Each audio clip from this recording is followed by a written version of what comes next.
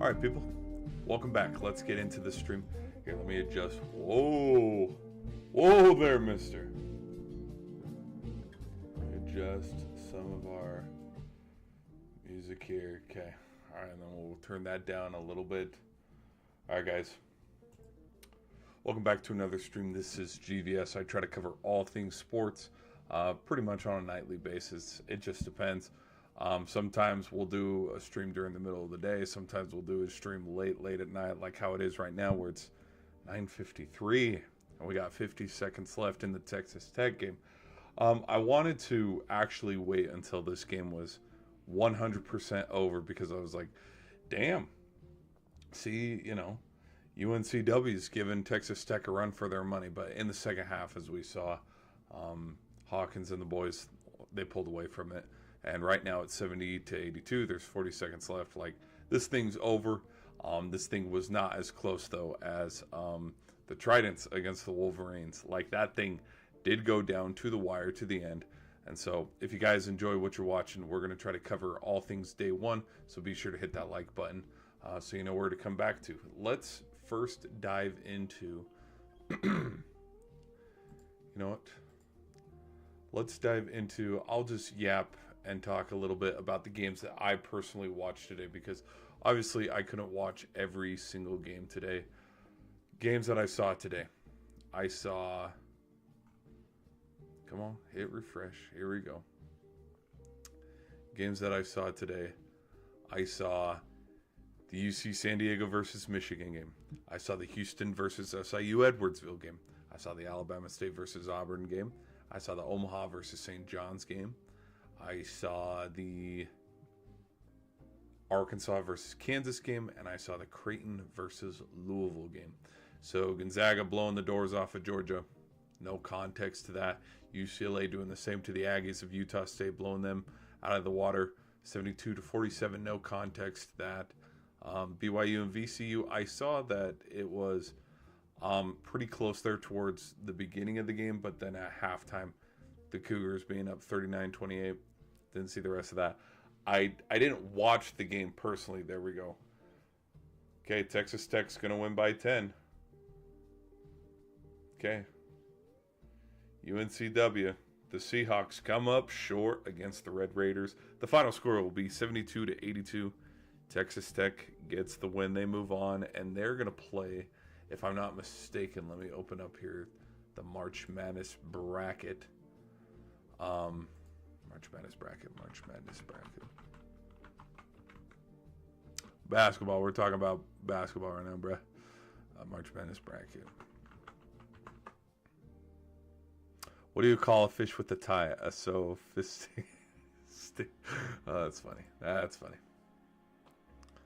All right, here we go. So Texas Tech is going to play Drake. They're going to play Drake.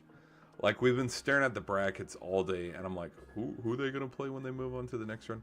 So, yeah, Texas Tech and Drake, they're going to play each other. Arkansas and St. John's, they're going to play each other. Tennessee and UCLA, they're going to play each other. McNeese and Purdue, Houston and Gonzaga, BYU and Houston, Michigan and Texas A&M, Auburn and Creighton. Some of those are all lined up and ready to go, because there was 1, 2, 3, 4, 5, 6, 7, 8, 9, 10, 11, 12, 13, 14, 15, 16 games. 16 games. Hey, thanks for the sub there, BJ Sports. Thanks for the sub, man. There were, 18 games today, man. And all of them were, ew, what the frick? That's going to be clipped. Bro had a boogie hanging out of his nose. Ew. From Column, who's your favorite team? What sport? What sport? Okay, 1, 2,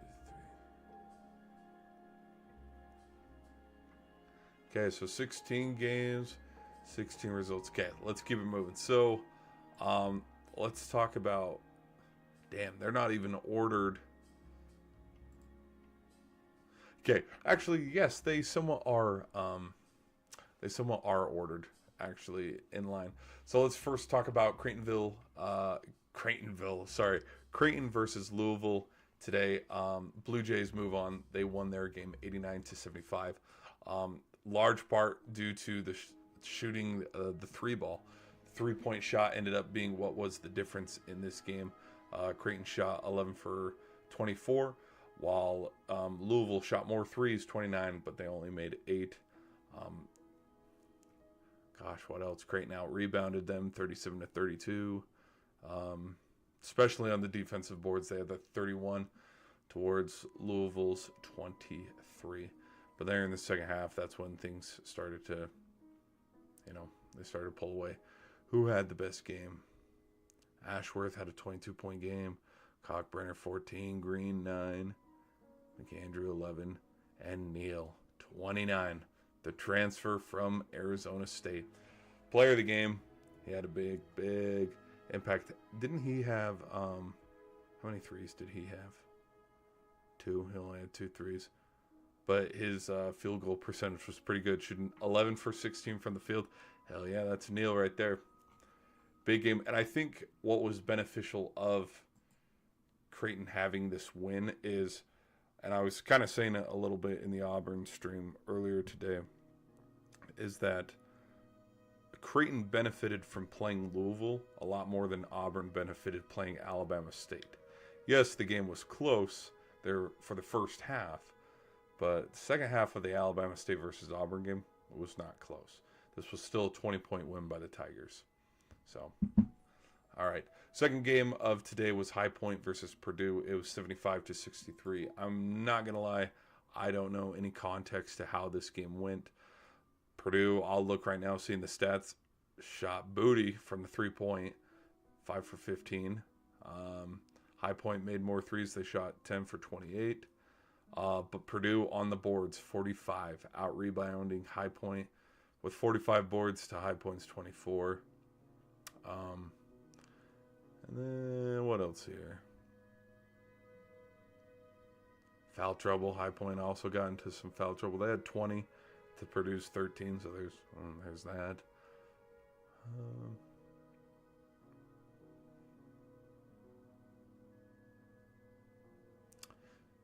Smith and Kaufman-Renn, they were the tandem for, and Hyde off the bench with 11. So Smith had 20 points. Kaufman-Renn had 21. Okay, so the Boilermakers move on. They will await McNeese. I'm still not rolling with McNeese. I know they beat Clemson, but Purdue is Purdue. Now, if there is any team along with the Virginias and the Arizona Wildcats of a bracket to blow this and lose to a high seed team like McNeese, it would be Purdue because, let's not forget, a handful of years ago they lost to Fairleigh Dickinson, being the second number 1 seed that's ever lost to a 16 seed. But even saying it out loud like that makes me go, damn, they're going to blow it. I think their game's on Sunday. But so yeah, all right, Purdue beats High Point 75-63. Let's move on to Montana versus Wisconsin. I did catch the tail end of this game when Wisconsin was distancing themselves from the Grizzlies with the final score of 85-66. Both teams made 7 3-pointers. The Badgers did shoot better overall, 55%. Out-rebounded them 40-29.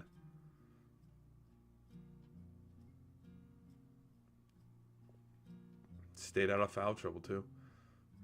13 compared to the Grizzlies 17. Blackwell had 19. Crowell had 18. Tanji had 15. Winter had 10. Off the bench, Amos had 11. Okay, so Badgers move on to the next round.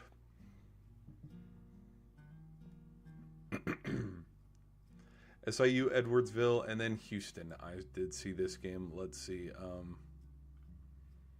See the stats on this one. Well, SIU, Edwardsville shot 8% from the 3-point. They were 2 for 24. Houston shot 35%, 10 for 28. But, this thing was over. This thing was over long before halftime. I mean, gosh, it wasn't even freaking close. Their bench, SIU's bench had 12 points, and their starting five, out of their starting five, they had 28. So, like, this was a brutal freaking loss, 78-40. Every single time I watched and looked back at the Houston game, I kind of had that feeling. I was like, okay, this team might make a run. I'm kind of getting that gut feeling with the Cougars where I'm sleeping on this team. Whether I have Tennessee or Gonzaga going to the Final Four over them, I don't know. That might turn around and bite me in the ass.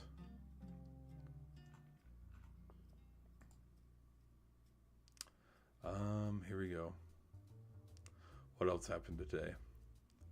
Yes, the Alabama State versus Auburn game, where the final score didn't indicate kind of how close that this game was in the first half. Auburn did win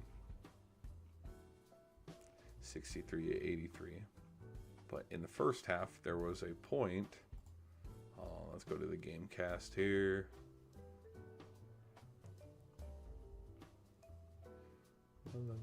Show filters. No.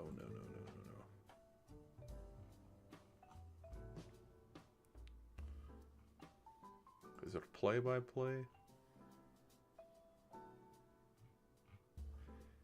It was... So Auburn jumped out to a 12-5 lead.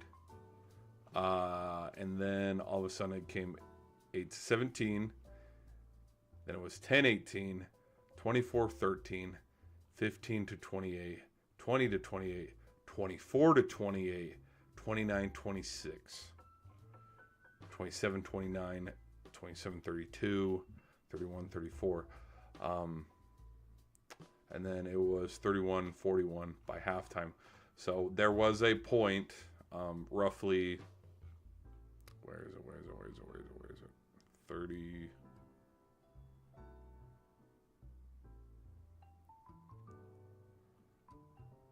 3 minutes to go. 3 minutes to go before halftime, where it was a 2-point game. So Alabama State did play close in the first half, but I mean, Auburn's still Auburn. 41 points in the first half and then 42 in the second half. Like, that's actually pretty damn impressive to keep that consistency of how many points that they're scoring in both halves. I will give Auburn credit on that. Let's break down the big boys who had the best game. Broome with 27 minutes, he had 14 points. Oh, it was Miles Kelly. It was his day. Goodness. It was also Pettiford off the bench with 16. Johnson had 13. Miles Kelly had 23. And Broome had 14. And I think, let's go. Hey, what's up, chat? I think that's what's going to be the difference for Auburn further as we go in this tournament. Is that, I mean, Johnny Broome, their best player, wasn't even the best player today against Alabama State. And I think the depth, where if we're looking at depths of rosters and stuff, this Auburn team, with particularly this game to base it off of, and what Duke did in the ACC championship, that's what's standing out, is bench depth, because look at how far and how much Duke did in the ACC tournament without Cooper Flagg. Now, with the Louisville outing that they had today, kind of was proving my point that, okay, maybe the ACC is pretty weak. And I know a lot of people are trolling in the comment section about how, like, oh, the ACC was really weak this year. It was Duke's to lose. And clearly we're seeing it now. They're showing recaps and highlights from the Drake, Missouri game. Dude, I'm impressed that Drake got an up. They call it an upset with a 6 and an 11, but if you look at the overall, like, record and history of 6 versus 11 seeds, it's a 60%. Like, it's really common for an 11 seed to win.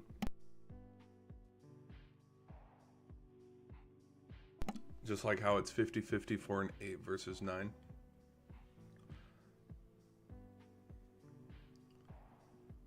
Which, in fact, I want to look up. Let me look up. I want to see who has... I want to see how many perfect brackets are left. Okay, when was this posted? That's Texas A&M Aggies. Okay. All right. 7 minutes ago. Officially posted 7 minutes ago from March Madness. 0.0938% brackets remain perfect after the first freaking day. We haven't even gone through the round of 64. Like, there's still 16 more games to play tomorrow. But after the first day, 98. Hold on, let's do this math off the top of my head. So 0.0938. Yeah, I'm not even. No, hold on. I can do this without a calculator. 99.01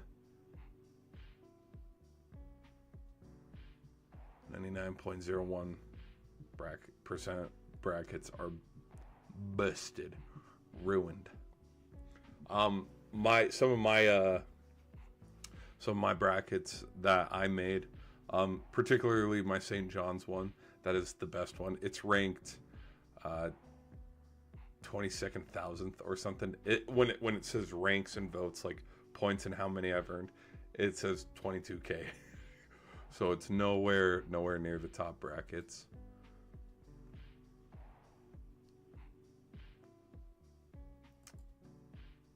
Whoa, what the hell? Oh, it's I saw this post of Coach Petito, then it says first March Madness win since 2000. I'm like, are you shitting me? He won the Natty. It's talking about St. John's. See, and now even March Madness is running with it. Petito versus Calipari. That's like, yeah. You guys wanted to pick Kansas. Everybody wanted to pick Kansas. But it's just how sports is a flat, linear circle.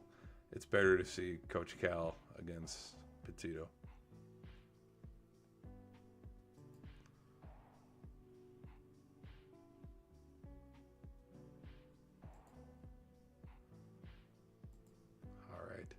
That's the brackets that remain. So guys, 0.0938% of the brackets remain. I've never seen idle hands. I'm not gonna lie to you, brother. Never seen idle hands. Okay, let's keep it rolling. Let's keep it rolling. We just talked about Alabama State. What other games should we cover? La, la, la.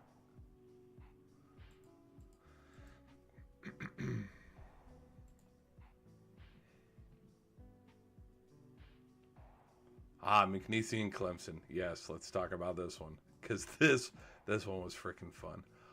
This one was fun in the way of, now the final. I will say the final score of 69-67 has no implication of how this game actually really went, because Clemson only scored 13 points in the first half. Like, that was, to me, that was freaking funny. Where it's like, holy shit, it is 31-13. Now, in the second half, that's where things got interesting. Clemson did outscore McNeese with 54 points to their 38. Now, the ending of how it ended 69-67, there's parts of me that wants to scroll down here and kind of check how things looked with, okay, there's 6:04 to go. McNeese makes some free throws, makes it 53-38. Chase Hunter makes a two-pointer, makes it 57-47. There's still 3:10 to go. Hunter with a layup. Copeland with a layup. Hunter made a three-point jumper. After Chase Hunter's three-point jumper, it was 52-60. Murray made a layup, making it 62-52. Hunter made a free throw, 53-62. Then this... Oh. So back-to-back three-pointers for Clemson, making it 56. And then 59-65. Yikes. And then Zachary made another three-pointer, making it 62-67. Oh, yikes. Copeland made a free throw with 19 seconds left. Okay, so it was kind of like the ending to the... the ending to the Kansas Arkansas game, where from certified shitball, honestly. Funny comment. It was kind of like the ending to the Arkansas versus Kansas game, where, hey, they pull in close, we have a shot, there's a chance for some crazy stuff to happen, but you hit the three, but then you foul, they'll make their 2 points. So yeah, that's how that one ends. No, it was a funny comment, bro. It got me laughing. You good.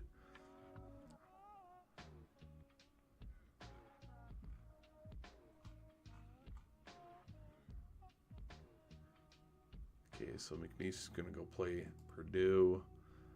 BYU versus VCU. Again, BYU shoots lights out. They win 80-71.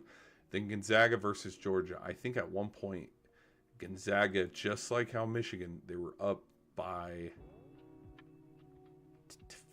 13. I think they're up by 13. Let me double check here. Let's go to the Gamecast. Play-by-play. Yep, 13-0. And then Asanuel made a jumper, making it 2-13. So Gonzaga came out the gates hot, 13-0. At one point, it was 30-5 after Khalif Battle made his three-pointer.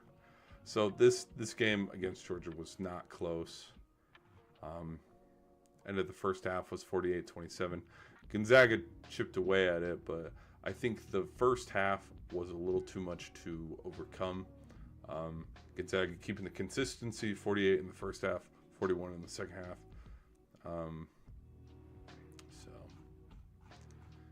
Georgia, one and done. And of all the brackets that I saw from the analysts and whatnot from ESPN,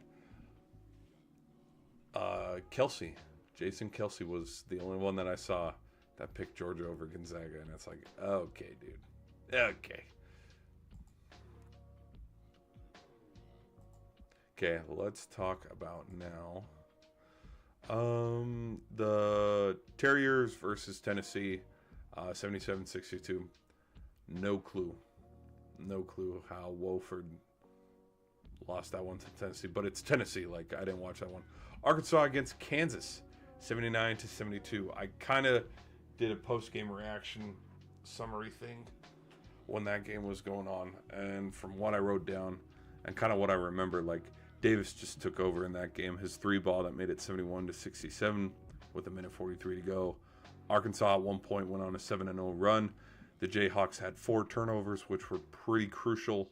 And that's when the snowball started. And the snowball effect for Kansas first started when KJ Adams got injured. But then Dickinson had a turnover. They tried to nickel and dime him there at the very end, where they'll make a three-pointer, but then they'll foul Arkansas. Then Arkansas, whether it was Davis or who else got on the line. No, not Griffin. It was mainly Davis, number one for Arkansas. He'd go to the line and make both of his free throws. Kept seeing the percentage. He's an 83% free throw shooter. And the other struggle was there's about a 4 minute part in the final 7-ish minutes of the game where Kansas made this many buckets. They were shooting a big old goose egg. Griffin did make that three ball that made it 72-75, but again, little too late. There's 12 seconds left in the game. Arkansas could have dribbled it out. We saw the baseline where there was some action there on the baseline, but again, like, Arkansas was just a little too much there. right at the very end. From Certified Shitball, I did a 5-0 bender. Sure. I bet your bracket's busted as shit, though. Everybody in the chat, whose bracket's busted as shit? By raise a hand.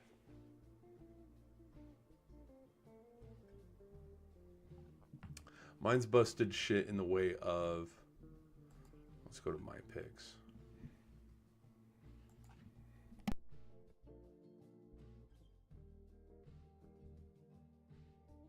Oh, hell. So the 22K, the bracket that I picked St. John's in, and then the bracket that I picked Michigan State in, both of them are sitting at 50K now. Only 14 points. So where I get dinged, I picked Missouri over Drake, so there's one. And then where I get dinged again,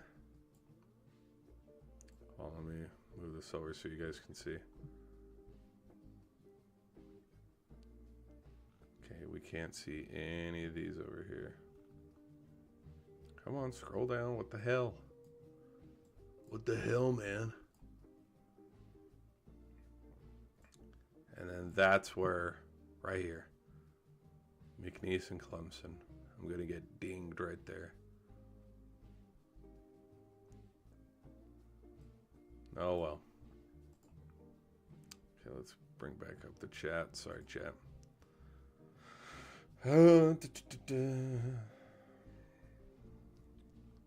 Because they give a lot of love to, so 1, 2, 3, 4, 5, 6, 7. Of the 16 games that played today, of the 14 games that I got right, it's like, wow, yeah, we'll give you 14 points for the correct, but like I missed the two upsets is what weighs so heavy on some of these brackets, just the upset numbers and how many points you can get or some shit like that, because I don't actually know how it works.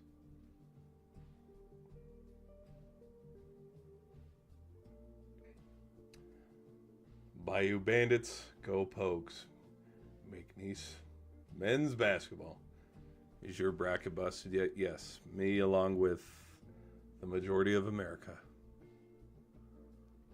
I want to see when it gets to single digits, because I remember after 2023, because 2020, this already has the makings of this could potentially be McNeese won 14 straight games coming into today. This has the makings of how 2023 went, where Duke, Florida, or Auburn might be that only number 1 seed. Maybe Houston. I'll give Houston some love. They're that only number 1 seed that survives everything. Or was UConn a 3 seed that year? Hold on. Let me look at the 2023 bracket. Hold on. 2023 National Championship Basketball. UConn was a 4 seed. San Diego was a 5 seed. Okay. UConn a 4 seed. And then Miami was a 5 seed. Florida Atlantic was a 9 seed. So we have 5, 5, 4, and a 9. And stuff. Alright, then Texas was that 2 seed in the Elite 8. Creighton was a 6 seed in the Elite 8. Damn. It's bringing it all back. Gonzaga was the 3 seed in the Elite 8, but then they just got blown out. UConn was way too freaking tough that year. Way too tough.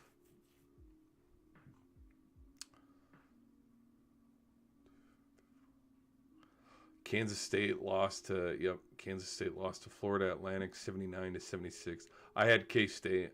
At that point I wanted K-State versus Creighton. I wanted San Diego State out. I wanted Texas over Miami. I wanted Miami out. Like, there's just everything that you wanted to happen did not happen in that bracket. It was freaking crazy. But I remember because March Madness kept posting shit. I think what's going to happen, and we'll probably see it by the end of tomorrow, is when it reaches double digits and single digits and stuff, they'll probably be like, there are 100 remaining perfect brackets. There are 50 remaining, 25, 10.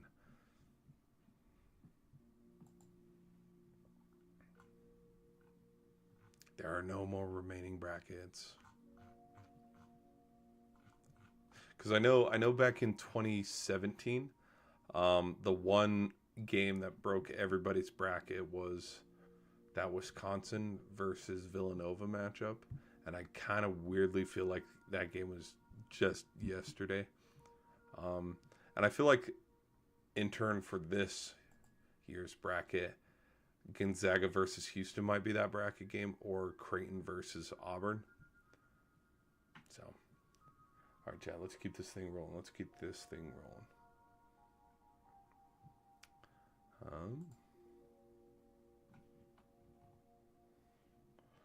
Okay, we've been streaming for 34-ish minutes. Let's keep it rolling. Let's keep talking about hoops. All right, St. John's against Omaha. It was 33-28 at halftime. This thing was close, but Coach Petito must have lit a fire under someone's ass, because in the second half, that's when they pulled it away, making it a 30-point victory, 53-83. And I do remember at some point and time in that game, I do remember when they subbed the starters back in the game, and then they pulled away. R.J. Lewis Jr. ties St. John's tournament record with 5 3-pointers.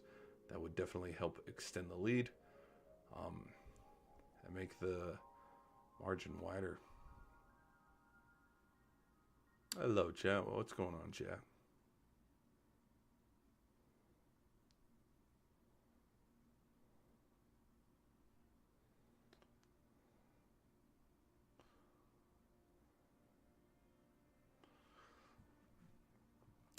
Who else? Any more games? Yes, I did talk about Drake and Missouri. Did talk about Arkansas and Kansas.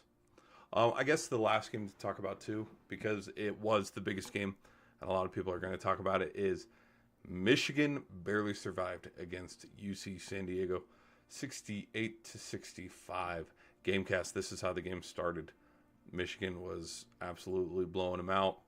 At one point in the game, it was 10-0. Now, again, this was still, first 5 minutes into the game. And it turned into 13-4. It was 15-8, 20-8, 10-22, 15-25, 27-19. Halftime, it was 41-27. So San Diego did grasp some stuff and come back, but what's crazy is literally McGee could have freaking won this thing, which is crazy. Let's see the transition. Let's see the game cast for what the second half was all about. So 3-ball. McGee. Ty McGee made a 3 to make it 39-42. And he made another 3 to make it, oh my gosh. The second half. The other thing too is Danny Wolf disappeared. Golden was subbed out. Trey Donaldson, he did make a big, crucial freaking 3-pointer that made it 66-65 after McGee's 3-pointer made it 65-63 to give him the lead. And then, what else? Golden's free throws kind of iced the game, 65-67 and then 65-68. And then defense just kind of will put a lid on that. But if that McGee 3-pointer there at the very end of the game made this thing 68-68 and we go into overtime, that's officially Bizarro World. Who the hell would have known what would have happened? And it had the makings, it literally had the makings of a choke job. Michigan, it's crazy. I seriously do not know how they held on to it. I want to shoot let's see team stats.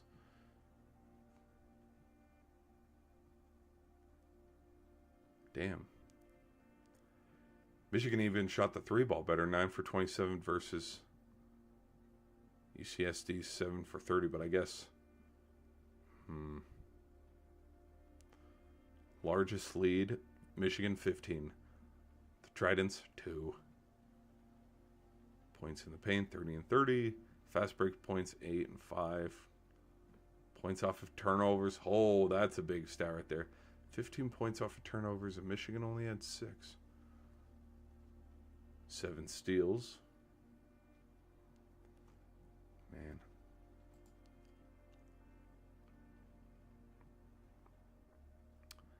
Tyler McGee. 9 points on the 9 points from 3-point land. His 25-point for performance.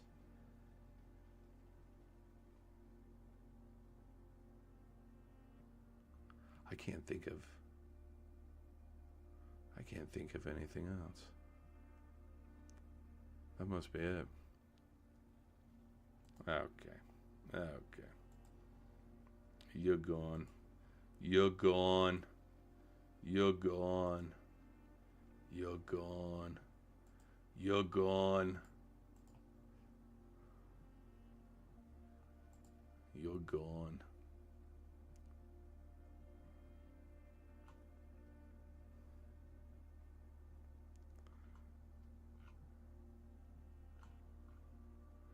People.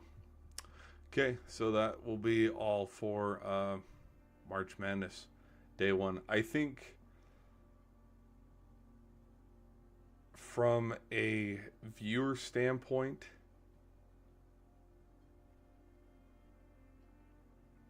the best game of the day definitely was the Michigan game.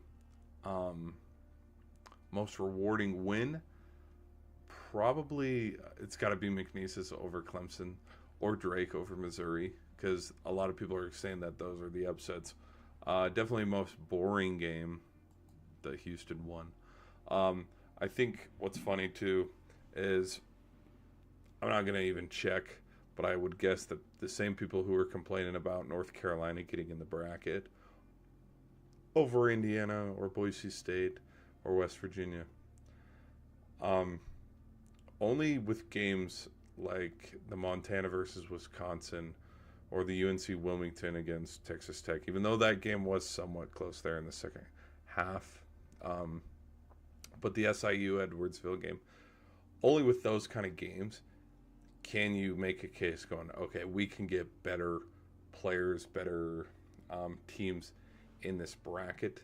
And that's where I think the argument, if we want to make one, is in the future, what's going to happen is March Madness is either going to extend to 90-plus teams where the first 4 seeds in every single region sit out, where first seed, second seed, third seed, and fourth seed, they all wait for 16, 15, 14, and 13 to all play each other, and we have an elimination style that way where we rebrand the first 4 as something else, and those teams play each other. Or what they do is, Cooper update. Cooper Flag will play in tomorrow's game versus Mount St. Mary's. I'd sit Cooper Flag. Well, I'd play Cooper Flag in maybe the first half, but sit him in the second half because there's no reason to risk injury against Mount St. Mary's. Mount St. Mary's isn't going to give you a big run for their money. They're not. I think Cooper Flag could truthfully sit. Hell, I think he could sit in the Mississippi versus Baylor game too. Would that game be close as hell? Hell yeah. But Duke, without Cooper Flag, could sleepwalk into the Sweet 16. If they get lucky and play a phenomenal freaking game, they get to the Elite 8. But that's probably as far as I think they could get without Cooper Flag. All right. Okay, we're going to end the stream here. No need to talk about big other things going on in the basketball world, in the hockey world. The only big news is Curry took a massive fall today. He had to be helped off to the locker room after landing on his tailbone in the Raptors game. Warriors did win 117 to 114, but honestly, it's not going to matter, and it won't mean shit if Curry cracked his tailbone and he's out for the rest of the season, because there go all your chances at winning a ring. Because I think, yeah, Jimmy Butler could make up the difference of what Andrew Wiggins or Klay Thompson was back in their 2022 run, because we've seen it. We've seen how well the Warriors have been playing since he came to town. But if there's no Curry, there is no ring, period, end of story. And I know it may sound so dramatic when I say that, but I mean, we saw how far the Heat got without Jimmy Butler in last year's playoffs. And we've seen how far the Heat have gotten with Jimmy Butler in the playoffs. We've seen how far the Warriors have gotten healthy, and we've seen how far the Warriors haven't gotten when they're not healthy. So I think, in turn, like, it's that same double-edged sword where if the Warriors are going to make a shot, and I think just depending on where they're sitting, if they're the 7th seed and they have to play like a 2-seed Nuggets or a 2-seed, I'd give them if they're the 7th seed and they have to play like a 2-seed Rockets or a 2-seed Grizzlies, oh hell yeah, I'm picking the Warriors all day. I'll even pick them as a 6th seed against a 3-seed Rockets, 3-seed Grizzlies. But if the Warriors in the first round have to run into the Lakers or the Nuggets, and Curry's not back by then, and again, this is a huge over-exaggeration, oh, they're cooked. They're done. I think a Curryless Warriors could maybe get past the Grizzlies, maybe get past the Rockets. We just have to see. But yeah, if they want to do any damage, get to the Western Conference Finals against the Lakers or the Thunder or the Nuggets, they're going to need Curry. They're going to need Butler. They're going to need Green, as much as everybody hates him. They're going to need a healthy squad. I would say my pick right now for a Western Conference Final is, a Warriors versus Nuggets. I think the Nuggets would take out the Thunder, and the Warriors would take out the Lakers. I don't know how the seedings would work out, but yeah. And then in the hockey world, there was a lot of hockey games today.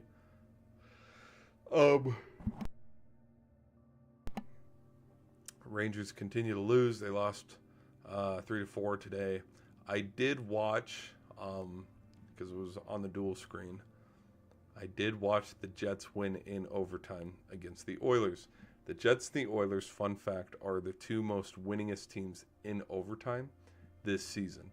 The Jets are 1, Oilers are 2. So it's like, who's going to win out of the top 2 teams in overtime? It ends up being the Jets. Kyle Connor, Nets won in OT for the Jets to win at 4-3, improving their record to 48-18-4. And again, when I was talking about it a little bit the other day about how it'd be easy to pencil the Jets in for a Western Conference Finals matchup. But I like watching these kind of games to see the context of, hey, when the playoffs roll around, it's like, this is why I'm picking the Jets in the second round when they run into the Stars or the Avalanche, or because it has the makings as the playoffs sit right now. Winner of the Stars and Avalanche will play the Jets. That's kind of how this thing's looking to be. And then winner of the Oilers and the Avalanche will play Vegas. That's how that's looking. So, because Vegas boat raced the Bruins tonight 5-1. Hurricanes beat the Sharks 3-1. Ovi got another goal. He's only 7 away now. Let me see. Capitals.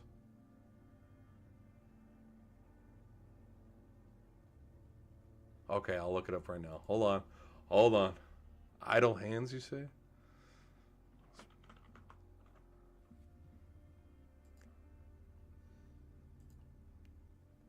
I bet you trolling me right now. I guarantee you are probably freaking trolling me right now. Hold on.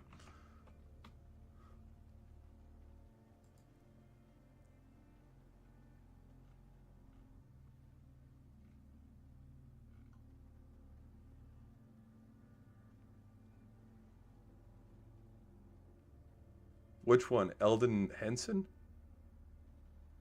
Devin Saw? Because I don't look like Seth Green. I do not look like Seth Green. The tall dude. That is funny. I am tall. Let's go to photos.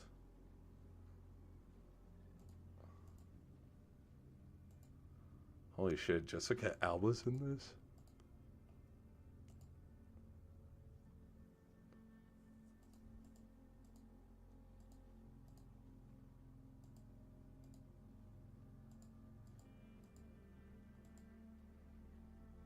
Okay, okay. I kind of see it. I kind of see it.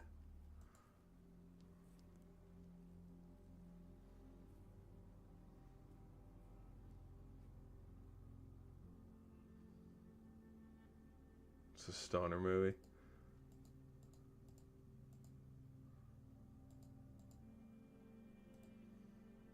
Yeah, I've never heard of this movie. I'm gonna be honest with you.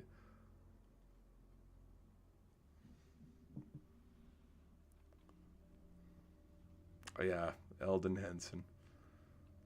Never seen it. Never seen it.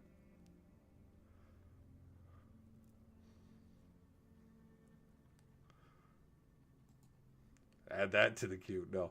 All right. So yeah, Ovechkin nets number 888 as the Caps. That's the other thing that happened tonight too. Is the Capitals clinched a playoff berth. Um, I believe, if I'm not mistaken, they're the first team. They better be the first freaking team. Yeah, they are the first team. I was going to say they're the first team in the East, but now that I think about it, they're the first team overall in the league that has captured, no, clinched. That's the word, clinched a playoff spot. But Chicago is eliminated. San Jose is eliminated, which I think it's so funny because Chicago moved, heaven and earth to go get Connor Bedard. It's been 2 seasons. They're still dog shit. Celebrini with the Sharks. Like, I'm surprised about the Predators. I'm not going to lie. Sitting there as the third bottom team.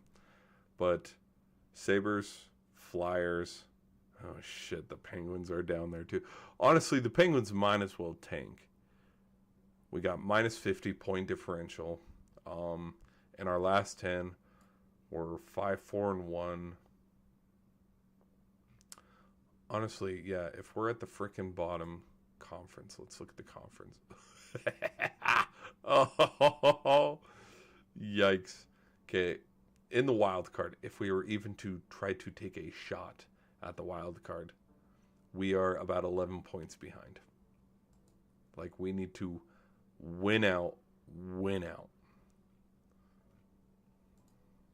which is not going to freaking happen. We brought Jari back. Like,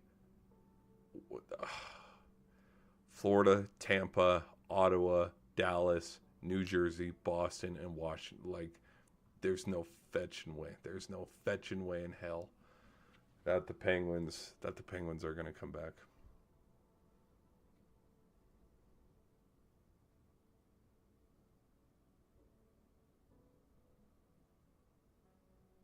They tanked for him, bro. That's what I mean.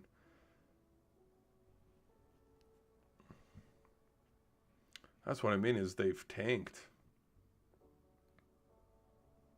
They moved everything to, like, they purposely played bad to try to go get him, to try to bring on, because, like, look at, like, okay.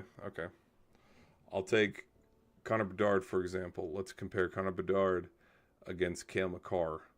Okay, the Avs were still winning. The Avs didn't strip anything. Yes, they've lost Gabriel Landeskog to injury. McKinnon's fine, but like they've gotten rid of some goalies. over the years and stuff. But after they got him, Avalanche is still a destination to want to go play. You try to bring in, the number one guy like Connor Bedard. You bring in veteran presence like they did for the 23 season, and those veterans, they've already gotten rid of some of them. And then also, I could see where they try to they're kind of doing it with the Spurs and the Knicks, where they're trying to push that brand again. And I could try to see where Chicago is a hotbed to want to go play, because, oh, look, Chicago, they have the next great one. They have the next Connor McDavid, because Bedard's going to be a great one. And so, we're only a goalie away, but no goalies want to go play there. Because it's what's going on right now currently with the Minnesota Wild. Sorry. All this to go back around to say, like, the Wild tried to bring veteran presence in on defense and on net, like they brought in Fleury for Kaprizov to be something, for Minnesota to be something, but it never flourished into anything. Because we've been saying that the Wild were going to make a push. We've been saying that the Wild are going to make a push for the Stanley Cup, and they're going to get there. But in that time, nothing has happened since the 21, 22, 23, 24, and now here in the 2025, if they can even get there, playoffs. In this time, we've seen Vegas win a cup. We've seen the Avalanche steamroll right through the West that year. When they beat the Wild, they beat Connor McDavid and the Oilers. They swept them. So, yeah.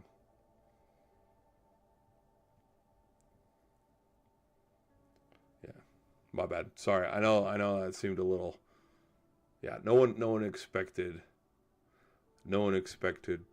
Chicago to turn around right away, but I think it's pretty funny that just the teams that are in the bottom right now, which are, yes, my Penguins.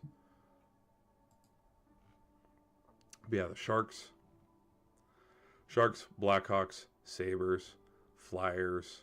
I am surprised about the Kraken, because the Kraken did beat the Avs a couple years ago in the playoffs. Ducks.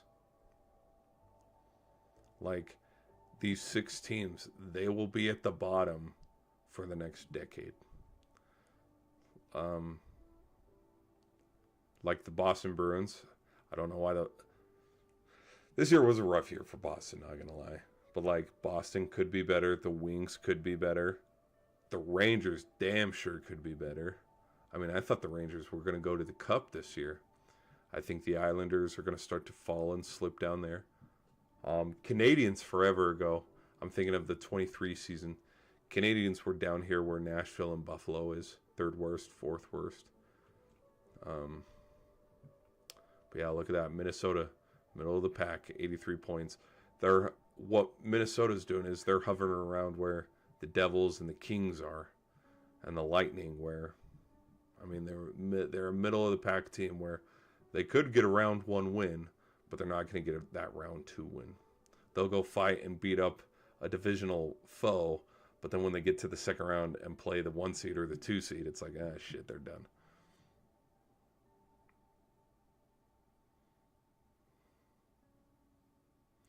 I didn't watch. Is this a TV show? I don't know what this is. Bro, we need a new thing for this channel. Can I give a suggestion? What's your suggestion?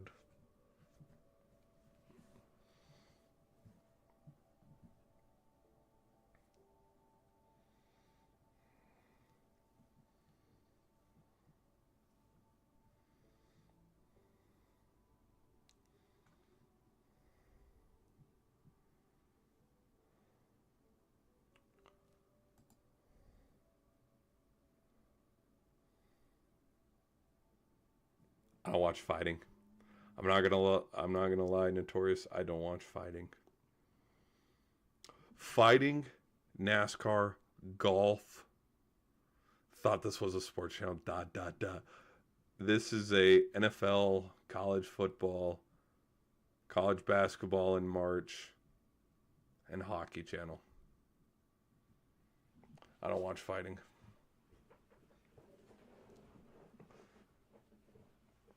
It doesn't. Fighting doesn't entertain me as much as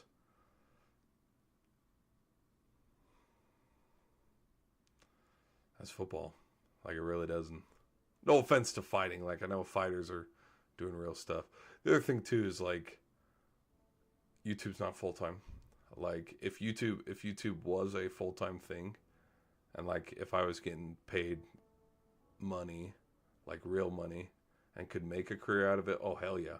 I'm watching Formula One, I'm watching NASCAR, I'm watching, hell, like back in 2023, I do remember kind of covering a little bit of wrestling, the Big Ten wrestling tournament. But yeah, just don't have enough time to cover fighting. And what the kind of fighting I would cover too would be um okay, but look up just to see bro. The kind of fighting that I would cover too would be, I would have covered the big fights, the Tyson versus Paul fight. But what would piss me off and why I don't want to cover that kind of shit is half of it's fake anyways. Like, I want to ask your opinion. Do you think the Tyson versus Paul fight was rigged?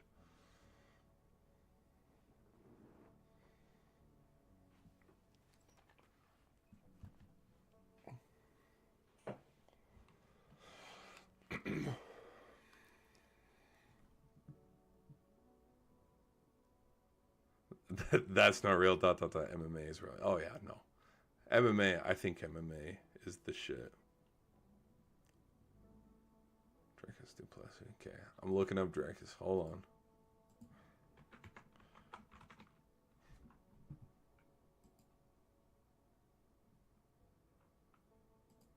Ah.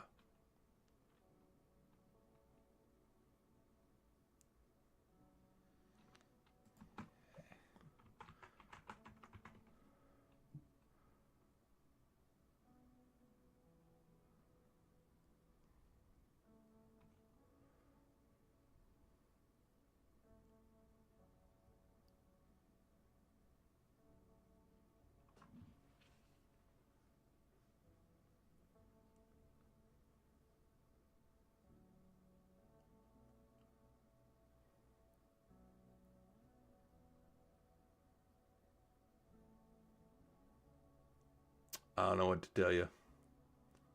A yes or a no? No, brother. It's a no for me, dog. Don't do it. Sounds like you're up Shit's Creek without a paddle.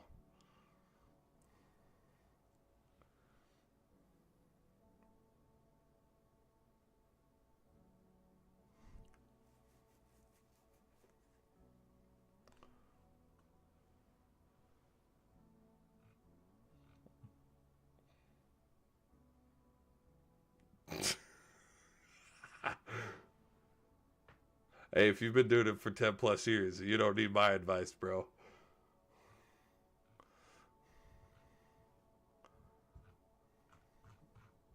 Okay. Let's look at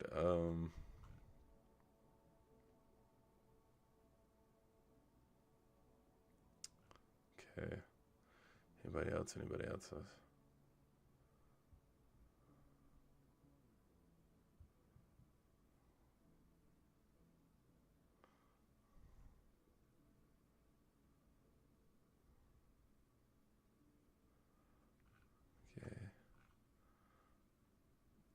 Let's see who's eliminated from Nashville. They're gonna get eliminated here any day now. Okay, let's look at Washington. So Ovi's 7 goals away from breaking the record. How many more games? 1, 2, 3, 4, 5, 6, 7, 8, 9, 10, 11, 12, 13 games. 13 games, 7 goals. 1, 2, 3. Again, people. Oh, that Thursday, April 10th game against Carolina. That one's standing out. But again, Ovi could have back-to-back hat tricks and get it in Minnesota Thursday, March 27th. Like, he could have 3 against Florida, 3 against the Jets, and then just net an empty netter or something at the end of the game against Minnesota. Boom, there's your record. But 1, 2, 3, 4, 5, 6, 7. Let's say he has consistently probably 1 goal. Yeah, Thursday, April 10th versus Carolina. That one's standing out. I hope, dude, I freaking hope. I hope it's on one of these, because if it's on at Minnesota, that's going to be because if it's at Boston, at Carolina, at Chicago, if it's April 1st, 2nd, or 4th, at Boston, at Carolina, or at Chicago, dude, I'm shit out of, or if it's Sunday, April 13th versus Columbus, dude, I'm shit out of luck, because MNMT, it's not covered by ESPN, Disney Plus, or ABC or Hulu. So I will not be able to watch the game and broadcast it and do like a little stream watch along. So I'll be cooked if it happens in one of those games.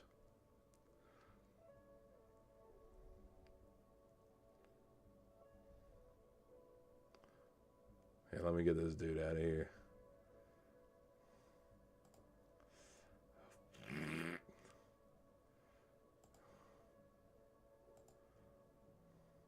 We just fart this one away like dust in the wind.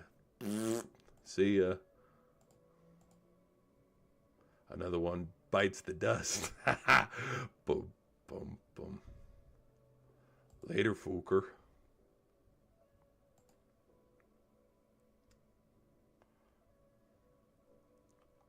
All right, guys. I think we'll end the stream there.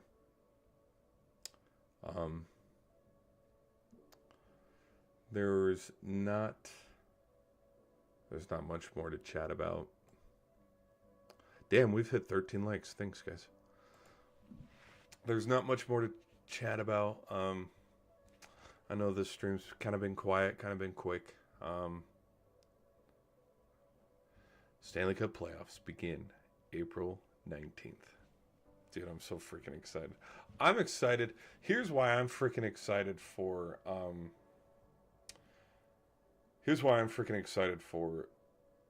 NBA and the NHL playoffs coming in April. Is I feel like I know more. Like if I'm going to be honest, and if I'm going to be a little, hello Pam Oliver, if I'm going to be a little bit vulnerable about my journalistic intentions as a journalist and a sports writer or whatever the hell this YouTube channel is it's harder for me to like fake and give a half-ass like, oh, I know what the hell I'm talking about when it comes to college basketball guys that I've never heard about. Like that's just me being honest. Like, yeah, it's hard for me to cover St. John's when the only player that I know the most about is Judy, and that's only after doing a little bit of research to know, hey, this dude used to play for Kansas when they got eliminated a couple years ago back in March Madness, or knowing that some of Rick Pitino's guys came from Elon. Never would have known that unless someone said it. You know what I mean? Because I don't follow, like how you were wondering, Notorious, where it's like, why don't you cover boxing like this as a sports channel? It's like, I don't cover one particular sport in and out, day to day, 365 days out of the year. Like, it literally goes from, we're the middle of August, and like if we want to start when the sports year starts or when the calendar year starts or whatever, if we go from the point of view of when the calendar year starts, in January we have college football and the national championship, and then we go to February where we have the Super Bowl and also wrap up of NFL playoffs, a little bit of free agency, and then end of February as we go to March we have college basketball and conference championships, Big East, ACC, all that, into March Madness. And then from March Madness, we have that getting over, and then that rolls into the end of the season towards a playoff push, and then NBA playoffs and NHL playoffs. And then once that's done, we have the NBA Finals and the NBA Finals, Stanley Cup Finals. And this is in end of May to June. And that takes up all my time in June. May and June. And then sprinkled in there around April, there's the draft. And then we don't talk about anything after the NFL draft because, again, all the offseason moves that are going on right now, like Jamar Chase signing an extension, T. Higgs signing an extension, it's important, but it really doesn't matter as much. Like Denver did get a hell of a lot better this offseason, and I would say they've brought in the biggest key pieces. But at the same time, Denver, as much as Denver has improved this offseason, it's not like the Denver Broncos are magically going to wow everybody and just take hold of the AFC West. Do I think they could split 1-1 with the Chiefs? Absolutely. I think they could win. I mean, they split 1-1 with the Chiefs last year, but again, Carson Wentz was the quarterback. Everybody and their dog, who was a starter for the Chiefs, were sitting. And so, yeah, the Broncos did win that game. But if those two run into each other, all the starters are playing, I could see this time around, yeah, Denver splitting the series with the Chiefs 1-1. But there's still the Chargers that you got to deal with. There's still the Raiders that you got to deal with. There's still other teams in the division that you got to deal with. From Plato, man, I could have a pepperoni pizza right now. Same, brother. Same. But so, yeah. In April, we'll cover the NBA draft. No, not the NBA draft. The NFL draft. Dude, the NBA draft, I don't even give a shit about. Because I'm just here to say right now, hey, number one pick's going to be Cooper Flag. And that is it. Because when the draft happens in June for the NBA, it don't mean a shit. It don't mean shit at all. Because half the guys that are playing their asses off right now, they're not going to get any minutes in the NBA. They're not even going to make it to the NBA. Because freaking, like, the NBA is so weird. Like, they value, like, some guys who are in the G League right now will be drafted and then go back to the G League. Or we're looking at foreign players and stuff from overseas, which that's what's so interesting in the dynamic of baseball and basketball compared to football is we'll have our draft of 7 rounds and we'll pick out the 300 best college football athletes from D1 football to D3 football, and we'll call it there, and we'll go, okay, that's it. But then baseball, with all the drafts and all the rounds and stuff, like, baseball will dip into college football because Kyler Murray was drafted, Russell Wilson was drafted. We know these ones. But, like, there will be guys who are drafted with baseball, but then they'll still continue to play baseball, which is so cool. Sorry, random tangent. From the chat, thoughts on LeBron James? In what context? Like LeBron as a player, LeBron as a person, LeBron versus Michael. In what context am I ranking LeBron? LeBron as the GOAT? Nope, no sir. No sir.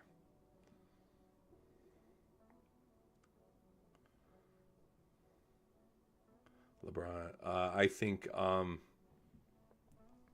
know it's kind of corny. And a lot of people go to it. I just think greatest of all time. We keep moving the goalposts for LeBron. And I think the most recent key piece in moving that goalpost is the Luka Doncic trade. And I think Michael Jordan did more with less, because we want to compare eras by being like, oh, Jordan played a bunch of plumbers and electricians and car salesmen back in the 80s and 90s, and it's like, yeah, and half those plumbers, electricians, and shit were also Jordan's teammates. Because, yeah, he had Pippen. Yeah, he had Rodman. But those are just three guys on a roster of 15, 16 guys. Um, and the number 6-0 sounds a hell of a lot better than 4-6. Um, LeBron's been swept twice in the finals. I know the rookie one, I'll let that one slide. But you're not the GOAT if you're getting swept by the Golden State Warriors in 2018. I'm sorry. The GOAT would have at least gotten one. He would have gotten one. He wouldn't have quit on his team halfway through game 4. Like, he quit. Now, granted, yes, the 2018 playoffs, LeBron was arguably one of the best. Okay? But I have a feeling if you put Jordan where LeBron was, Jordan would have at least got one. He probably would have lost that series, but he wouldn't have lost it in 4 games. The other thing, too, is I don't think Jordan also would have been swept or been... Like, Jordan did get his ass beat a lot by the Pistons and the Celtics, yes. But, like, we also forget about the 2023 Lakers exit where they got swept by the Nuggets in the Western Conference Finals, too. We kind of sweep that one under the rug. I will give it to LeBron, though. He's a great scorer. But, like, as a teammate, making everybody around him better, no, I think that goes to Jordan. And then the accolades. Just simply put, it goes to Jordan because we're comparing, because what's important? Winning. Well, winning at the highest stage, what is that? Winning the finals. And then that's it, period. And if we're not comparing that and we're debating and we're moving it where, oh no, let's compare points, let's compare 3-pointers, let's compare passing ability, then we're not comparing what the main objective of a game is. And the importance of a game is to win. And you stack wins by getting to the playoffs, winning playoff series, and then enough playoff series add up, you get to the finals, you win the final. Like, we keep moving I'm moving my setup. We keep freaking moving the goalpost for LeBron to make him look like he was better than MJ, when the truth is, he's not. He's literally not. Is he more athletic? Yeah, you could debate that. But there is no Kobe, there is no Jordan, there is no there is no LeBron, there is no Curry, there is no who else? SGA, Jokic, Wemby. Like, Jordan did so much more than just be a damn good basketball player. Like, he grew the game globally. And it's not going to be talked about. It might be talked about a little bit later too. But I think the Spurs, Tim Duncan, Manu Ginobili, Tony Parker, Kawhi Leonard, I think the Spurs squad did help grow the game a little bit more too in France, because we see how good they've gotten. But yeah. So Jordan to me is my GOAT. Jordan to me is my GOAT. But even before Jordan, it was Wilt Chamberlain, and before Wilt Chamberlain, Bill Russell. But I think the other thing too is, points are important, and so LeBron does take that with his 40,000. But then at the same time, with the debate, because I'm going to be honest with you, LeBron's going to retire with 5 rings. And the reason why I say that is because they need to continue, journalists and sports media, they need to continue to push that narrative. I know I sound like a broken record when I talk about that. It's really political when I say that. But yeah, that's what the argument has been for the last decade, ever since LeBron, started to play basketball, was who's better. This is the next coming of Michael Jordan. And then LeBron did start winning some finals. He won a couple in Miami. It's hey, we can start to make an argument here. But I think the finals losses started to get a little bit louder in that argument when, he was going against stacked super teams. KD to the Warriors. That didn't help too. And then you had the bubble ring. in 2020. I think what kind of killed LeBron's momentum in the argument is everything that he has done since 2020, which was get eliminated by the Suns in 6, get swept by the Nuggets.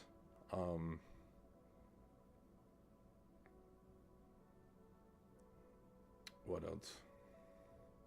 Who'd they lose to last year? Can't remember who they lost to. Who'd they lose to last year? Anyways, I think the trade for Luka Doncic in the middle of the night was shady as shit, and I think even that trade has bigger things to do with than basketball. I think it's bigger than basketball itself. Like, I'm kind of reading into that basketball theory of, hey, maybe the owner, maybe she's trying to get the Dallas Mavericks to sell to go to Vegas and stuff to build casinos and make money, which, look that up. That one's a pretty interesting thing where notice how the second Mark Cuban steps down and doesn't have full ownership like how he used to. Look at all the shit Nico's done to the Dallas Mavericks. They're just imploding in on themselves. Injuries are one thing, but like selling away your franchise. I think the main thing you can take away was the 2011 finals loss where it was like 25 disappeared the whole series. Well, and even that finals series loss against the Dallas Mavericks, like I'll disappear that and I'll be like, oh, okay, he was going against Dirk, and like Dirk was on one hell of a run all time. Like, look who Dirk went through single-handedly that year. Like, he went through Kobe's Lakers. He went through, the young and upcoming Thunder. Like, Dirk was just freaking magical that year. But what speaks louder is just kind of, what he's been able to do with the Lakers. Like, you're on the Lakers, which is historically one of the greatest franchises of all time. Up there with Boston, it's Lakers Celtics. That's it. Those are the two best. Under there is Bulls, and we're talking all time. Under that is Bulls, and then under that is Warriors, and then under that's the Miami Heat. But for your biggest accomplishment and accolade as a Laker, win a Mickey Mouse ring, and everybody's going to call it a Mickey Mouse ring, even though it wasn't a Mickey Mouse ring to the players inside the bubble who had to, sit and isolate and stuff, because Miami didn't think it was a, Mickey Mouse bubble ring. Like, they took it to the Bucks. They took it to the Celtics. Who else did they beat? Who did they beat in the second round? Was it Toronto? Because I know the Bucks for the first round. I can't remember who the second round was, but the Eastern Conference Finals was the Celtics. Like, we give Miami a lot more credit in the 2020 playoffs than we give credit to the Lakers, because it's like, it was the bubble. Who gives a shit? But then when we talk about the bubble in light of Miami, we're like, and I think that has to do with also how successful Miami has been outside of the bubble. I mean, being the 1 seed in 2022, getting to the finals in 2023.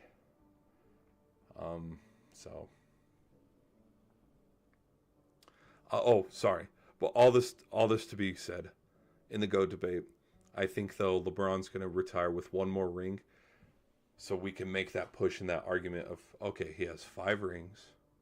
He gave Luka his first. He has 40,000 points. And then that will be what the argument is for the next 5-6 years. But LeBron's a quick 2, though. This isn't me dismissing and being like, oh, LeBron's a freaking bum. Like, he sucks. Like, no, like, LeBron is a once-in-a-generational talent. Upside, I don't think anybody's touching him. Giannis, no. Luka, no. Curry, no. Because then where's that? Because where's the argument there with, what if Curry wins his 5th ring and LeBron can never get 5? Is Curry technically better than LeBron?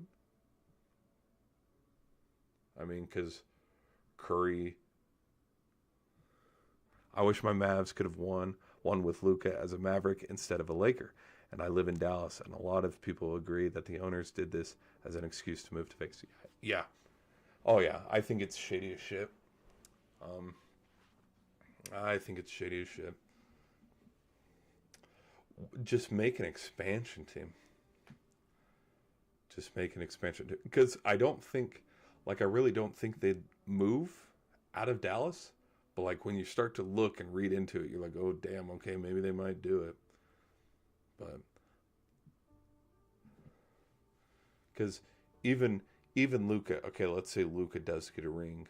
Luka's one ring doesn't make him better than Giannis's one ring or Curry's four rings or like it's weird. It's definitely interesting.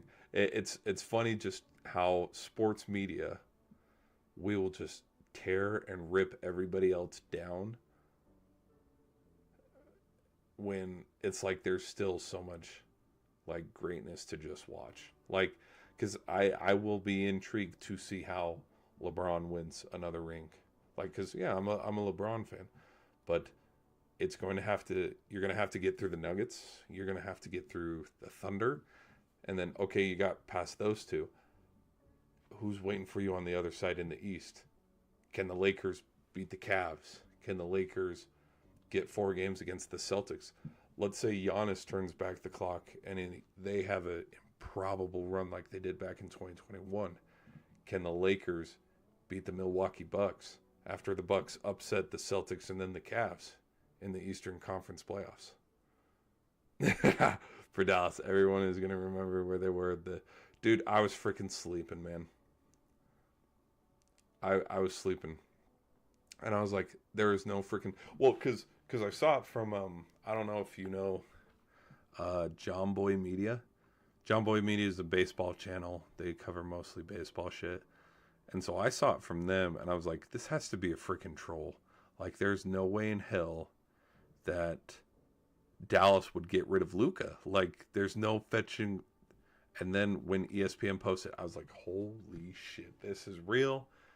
They've gotten rid of him. And yeah, I think it's a yeah, I think too, like I try to tend to stay away from the sports is rigged, sports is just a media to make money, it's a business. I try to stay away from that. But like how much money would the NBA make though if Luka and LeBron went to the finals and they played Jason Tatum and Jaylen Brown and Kristaps and all that, and that we did have a Lakers Celtics finals? How much money would that make the NBA? Truthfully, I don't think it would make them that much because viewership in the NBA is going down. But so Laker, Luka Doncic, NBA 2K video, yeah, dude, it's freaking crazy. It was crazy. Well, we're all gonna remember, and I wouldn't put it out of the realm of possibility of Luka going back to the Mavericks, but if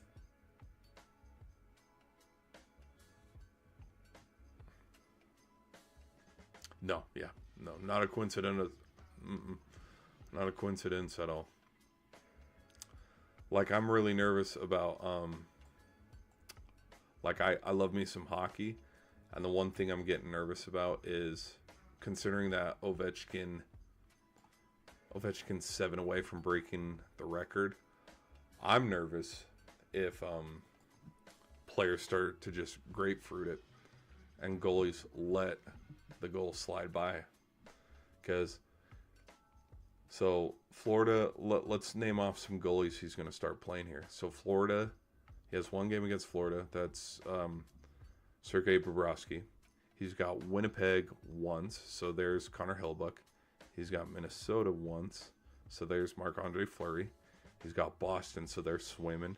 He's got Carolina, so there's Anderson. But he's got Carolina twice, so he might face both of them. He's got Columbus twice, so there's two of them. And I'm just nervous that you're 3 goals away, and there's only one game.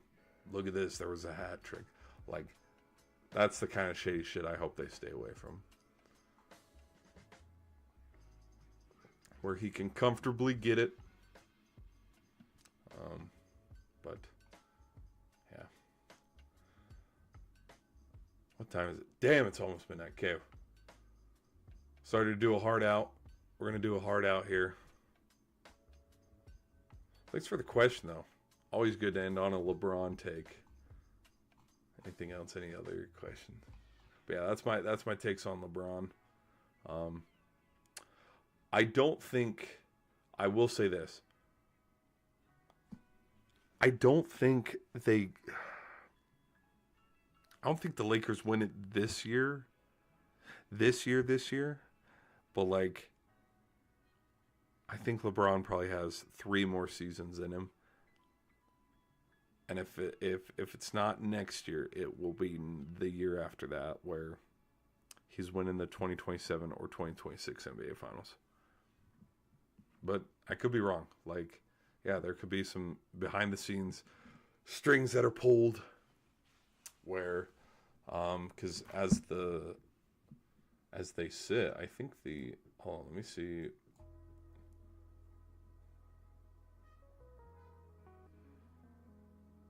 That's the other thing. Oh, that's the other thing too, is Bronny James winning a ring.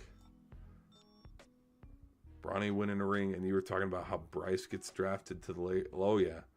Oh, dude, I wouldn't put it past anybody. Okay, let's go to the NBA here. Schedule standings.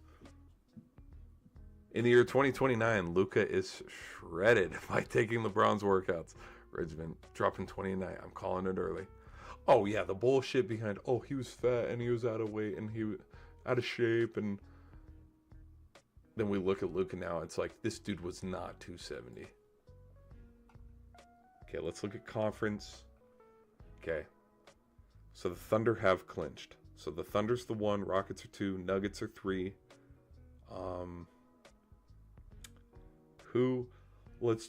We're excluding the play-in. So Sacramento, you're gone. Phoenix, you're gone. We'll just take the Clippers and the T-Wolves at 7 and 8.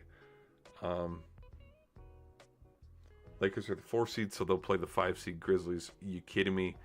Easy W. And then they would play the winner of the 6 seed and the 3 seed Nuggets. So Nuggets and the Warriors are going to play each other. And if Curry's injured, Nuggets are taking that. Lakers against the Nuggets. I don't know if they could get past them.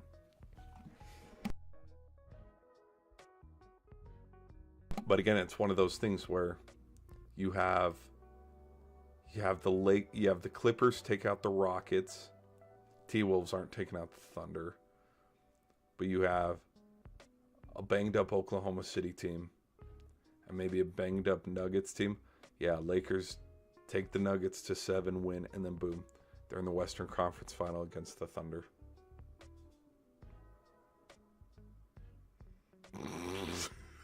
You're definitely too. That's funny. That's funny.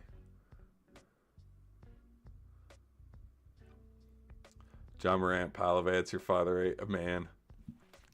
Lakers in 5. John Morant, pile of ant, your father ain't a man.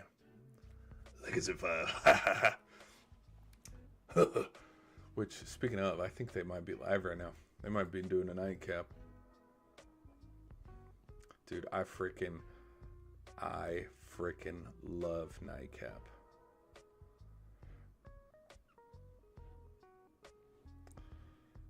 The Bucks and the Lakers play. Ah, yeah, the Bucks and the Lakers did play tonight. I didn't watch that game though, and the reason why was because it's like, who gives a damn? We got college basketball. But no stars. Yep, no stars. Because there's also that theory that goes, 118 to 89. 118 to 89. There's a theory of how LeBron sits out the same week. Like, because after LeBron got the record back in 2023. Yeah, he got the record against the Thunder back in 23, I think. He sat out. Like, he got the record, and then he sat out a week and a half or 2. Let's go box score. Yeah, let's see who played tonight for the Lakers. Markieff Morris, Jackson Hayes, Gabe Vincent, Goodwin, Dalton Connect, Cam Reddish, Alex Len, Trey Jameson, Shake Milton, and Bronny James. No Luka, no LeBron. Finley Smith and Vanderbilt also sat. Dude, but I tell you, man, I would, as a Lakers fan, if I was a Lakers fan and I bought tickets to this game, dude, I would be pissed as shit because I just paid $200 to go sit in the nose, probably $300 to go sit in the nosebleeds, and nobody played. Like, again, I'm trying to vouch for LeBron. I'm trying to vouch for him. But the other thing that pisses me off about LeBron is he ducks the smoke every freaking time. I have not seen LeBron play Giannis since probably 2021.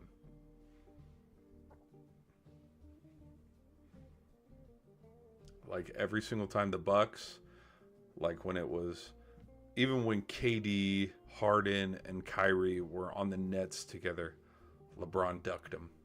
Like I don't know what it is, man. Like LeBron does not play. I've noticed as of late, he does not play against top 3 teams, whether it's in the West or the East. He ducks them. But especially Giannis and especially Kawhi Leonard. But then Kawhi Leonard's load managing half the time anyways. That's another rant about LeBron.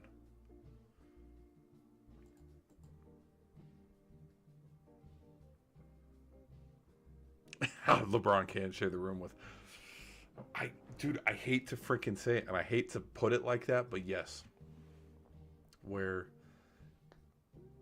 even if Giannis puts 30, 40 on him, it's not like we're like, oh wow, okay, whatever. Like it just, yeah.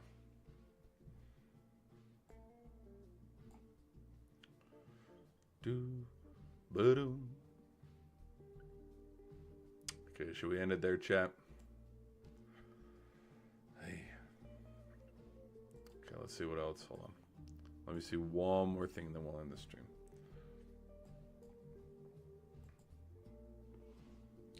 I can check if they had a nightcap going. Lakers in 5. Oh, they already did.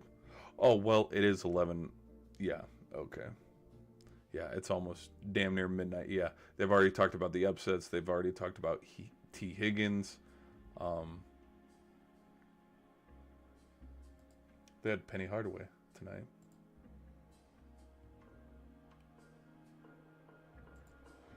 Okay, so yeah. Alright, guys. Yeah, we'll end the stream there, but those are my crazy thoughts right now. We got some more basketball tomorrow. Yeah. Thank you guys for watching. Hope you enjoyed. If you did, hit that like button, and I'll see you guys later. Peace.